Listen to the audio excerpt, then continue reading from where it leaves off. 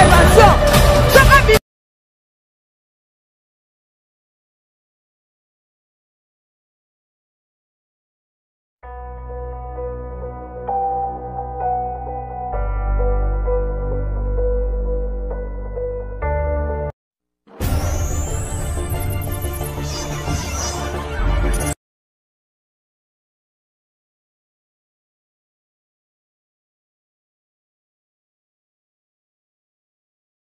Chose à Roloba en direct, je ne sais pas. Ndeko Frank Dion Osogozueba Ozogangai Awana li passe en direct en pleine émission. Naotu Kotanga tweet nayo yoza comme on va dire comme voilà un résistant au four et au moulin comme Neyetolobaka, intrépide. Est-ce que il y a Oroli Misara parce que ce n'était pas prévu dans une émission, mais comme au Bengi on se dit que Yosa toujours à l'affût, on va dire ça comme ça. Est-ce qu'il y a une évolution, notamment en ce qui concerne la situation, tout ça, qu'on décrié, parce que na benga qui pour ma nouvelle en décopéro Louara Oyo, na Kouraï Gozouate, alors aux benga en direct, est-ce qu'il y a quelque chose de particulier? Non, on n'a pas quitté causant l'émission en direct, na bengi kana. On a confirmé que toutes les informations dans la commune à Tut, Yopeosa parmi les gens recherchés. Ça, c'est le premier élément. Parmi les gens recherchés dans cette émission-là, ce sont des sources très crédibles qui nous ont donné ces informations-là. Je crois que nous avons saisi nos avocats, on va préparer des plaintes. Pierrot a été réellement agressé. La situation est grave. Mais il n'est pas dans une situation mortelle. Mais sinon, il a été violemment agressé, violemment blessé. Alors, on a moni batindelinga justement tweet moko avant avant d'émission pour nazonga na lipasa na yo ndenge bobenga naka ndeko Jean-Claude Mvouembo nazane en direct. Na moni otie photo d'un certain, je pense c'est un fatigant d'un tobenga bango. Un homme qui représente pas grand chose en fait parce que selon Bato Bayebi Azaki Muyibi Akana na Wenzama Tete que Batinda est dans une mission comme celle-là, je pense quand même c'est un peu trop osé, non? Un certain pasteur Tsogo Julie, un truc comme ça. Bon, de toute façon, je n'ai pas prévu passer en direct. Toutes les informations qui sont écrites dans ces tweets ont été des informations concordantes, vérifiées et authentifiées. Ok, au contraire, oui? Des fois, on donne des missions à des gens qu'on ne croit pas. C'est sa première fois de venir en Europe. Oui, en effet, oui, en effet. C'est sa première fois de venir en Europe. Donc, son opération, c'est lui qui a les mallettes d'argent, c'est ça, c'est tout. Non seulement en Europe, mais je pense qu'avion est à Liboso à côté grâce à Chilombo. Bon, ça c'est un détail. Alors, Toroti Gayo, parce que ce n'était pas prévu. Comme ça, Jean-Claude Mvouemba. Bonsoir, merci. Merci beaucoup. Voilà. Donc, Bandeko, ça va un peu dans tous les sens. Ndeko Jean-Claude Mvouemba, ceux qui pratiquement d'abord Tokota qui en contact Ngainayo, c'est parce que j'étais en train de chercher information sur Ndeko Pero Louara. Namoni pendant qu'il y a un anayo, aux téléphone il y a Pero. Notre frère a été agressé. Est-ce que information nous en avons l'élo sur son état de santé et peut-être aussi contour il y a fait rango ezandengeini. Peut-être en attendant tout ça Pero Yemogo. Effectivement, quand j'ai appris ma nouvelle, Meki Gobenga Pero n'a su été, n'a tindeli message pour nous souhaiter bon courage. Tant que le médecin va libérer na salle d'observation, tant on a l'eau solo la nayo, a bengingai, a lobinangai boye. Hier soir, à Outaki Waterloo, à Zozo Ananda Kunaye, à Kotina Parking, à Fongoli, portière Nini, coffre naye, à Zouamalette et Zalakiwana. À sentir Balamoko, on dirait que Iloko Moko est bêtier na Moutou. À quoi 10 secondes, esprit et Royan Balamoko a télémi, à Monique, Batouabanigo a agressé. Comme c'est aussi un sportif, à Yebi Bamakambo et Bamasano, abandi kobunda na bango na bamisusu baluki batie mbeli. Alors tant amoni ke nombre wana kokoka te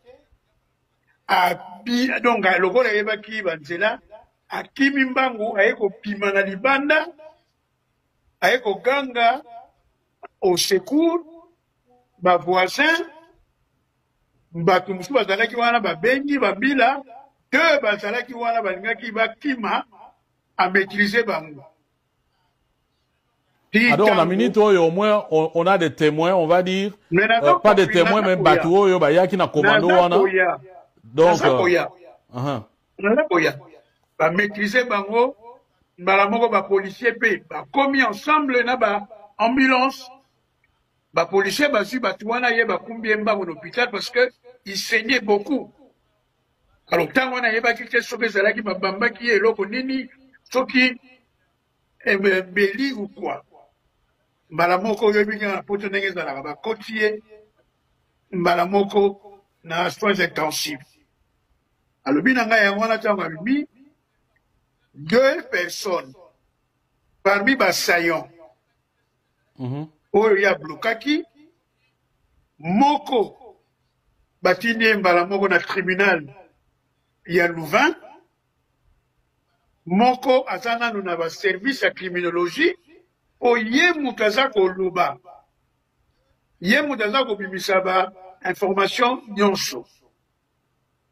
Alors d'après ye omoni toza na bapoto bakamera ekoma na babalabala nyonso na mutuka bazalaki nango bazalaki na plusieurs mutuka mais moko ezalaki wana ba gendarme ba mobiliser yango et puis ba lancer nini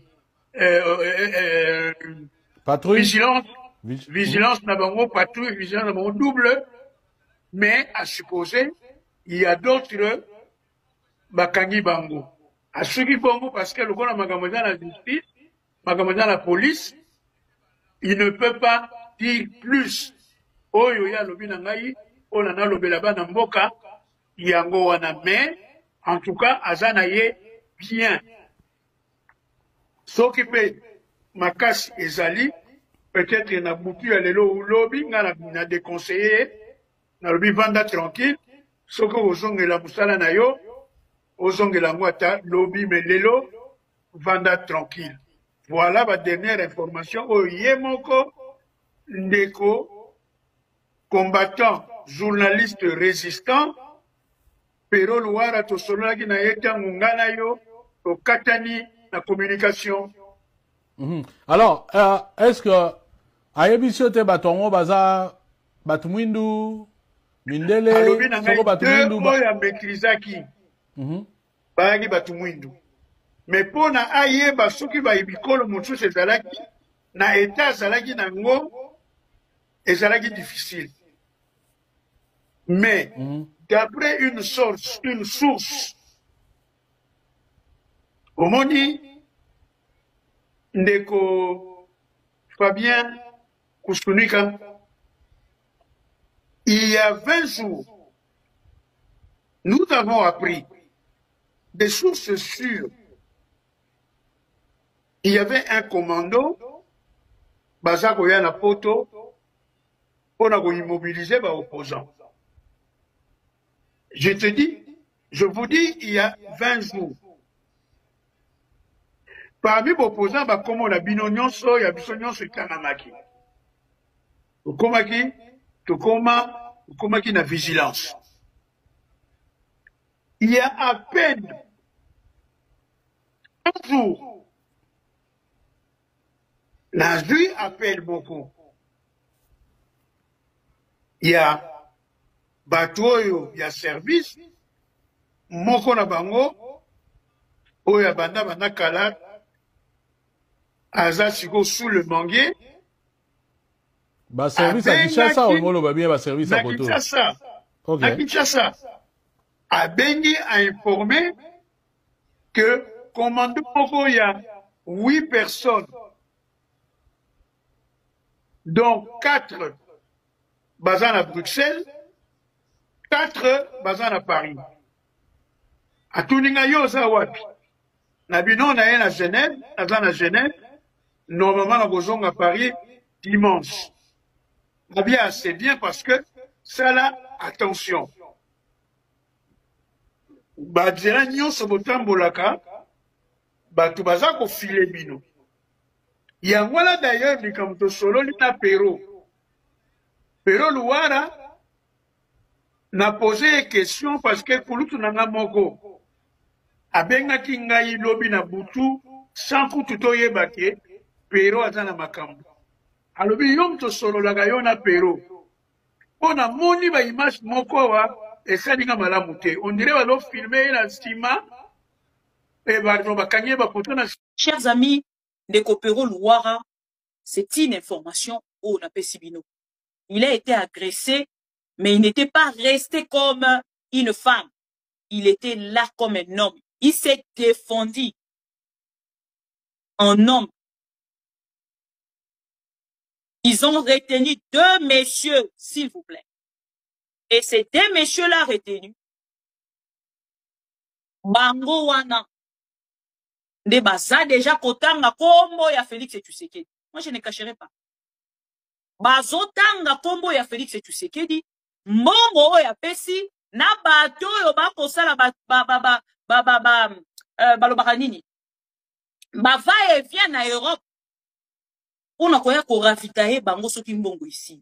C'est là où je vous parle de ces militants. Guili, il faut les dénoncer. Il faut les dénoncer pendant que je vous parle là. Il faut les dénoncer. Aïe na mission. Mission Zaka ya Pero Luara. On dit que c'est une longue liste où on cite mon nom. On cite le nom de Pero Luara. Pero Luara est coïncidé car attends mon sous bakutana ki na place morotan mon sous na Bruxelles to na ce qui mboka monini peut-être na place moro azalaki et ba mema mina de Pero Luara si tant mon sous na ndako na ba filé. Mais en vrai, liste des Amboulaye. On cite même le nom des opposants. Olivier Kamitato est sur la liste. On cite le nom des opposants. Franck Diongo est sur la liste. Ndeko Vwemba est sur la liste. Cherchez bien les informations. Ils ont une longue liste des opposants et des journalistes